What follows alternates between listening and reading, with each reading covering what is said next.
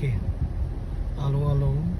မင်္ဂလာပါဒီနေ့ Rinzo YouTube page ကနေပြီးတော့ပြန်ကြိုဆိုတယ် sharing လုပ်တော့မယ့်ရက no oil maintenance reply no oil light 2017 2019 no Honda Odyssey okay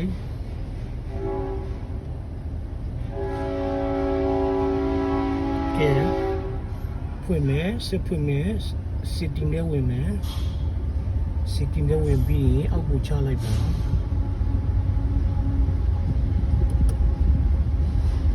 ဒီမှာ vehicle ရှိတယ်အဲ့ဒါတစ်ချက်နှိပ်လိုက်ပါတစ်ချက်နှိပ်လိုက်ပါပြီးကြည့်ကဲဒီမှာ maintenance information အဲ့ဒါတစ်ချက်ထောက်ပြီးလိုက်ပါနော် okay ပြီးရင်ဒီမှာတောင်းလေးမှာနော် reset နှိပ်ပြီးလိုက်ပါဒီမှာ in time reset နောက်တစ်ချက်နှိပ်ပြီးလိုက်ပါကဲတရားရကင်းလုံးကြည့်တော့နော် okay ကြည့်ရှုပေးကြတဲ့လူတွေအားလုံး thank you ပါနော် like share support ပါလေးလုပ်ပေးဖို့မိပါနဲ့နော်အားလုံး see you guys next video မှာပြန်တွေ့မယ်နော် bye guys